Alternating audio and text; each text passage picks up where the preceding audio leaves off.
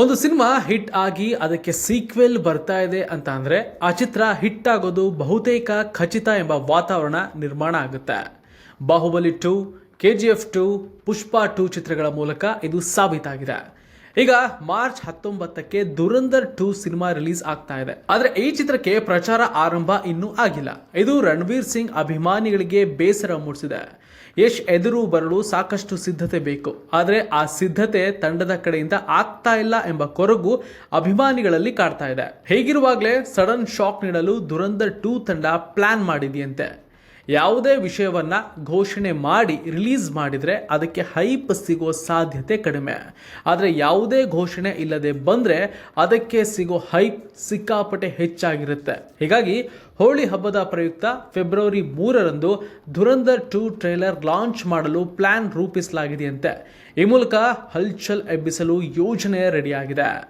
Toxic ತಂಡ ನಿರಂತರವಾಗಿ cinema ಪ್ರಚಾರ ಮಾಡ್ತಾ ಇದೆ. ದಿನಕ್ಕೊಂದು ಅಪ್ಡೇಟ್ ಕೊಡುವ ಮೂಲಕ ಕುತೂಹಲ ಮೂಡಿಸ್ತಾ ಇದೆ.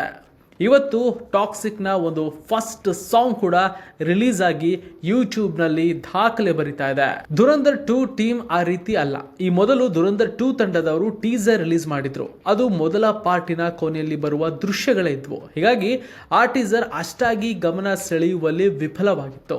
ಈ ಕಾರಣದಿಂದ ಈಗ ಟ್ರೇಲರ್ ರಿಲೀಸ್ ಮಾಡಿ ದೊಡ್ಡ ಮಟ್ಟದಲ್ಲಿ ಸದ್ದು ಮಾಡಲು ದುರಂಧರ್ 2 ತಂಡ ಪ್ಲಾನ್ ಮಾಡಿಕೊಂಡಿದೆ.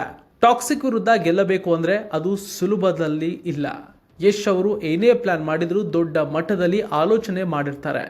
ಎದುರಾಳಿಯ ಪ್ಲಾನ್ ಏನು ಎಂಬುದನ್ನು ತಿಳಿದೇ ಟಾಕ್ಸಿಕ್ ರಿಲೀಸ್ ಮಾಡಲು ಅವರು ಮುಂದೆ ಬಂದಿದ್ದಾರೆ.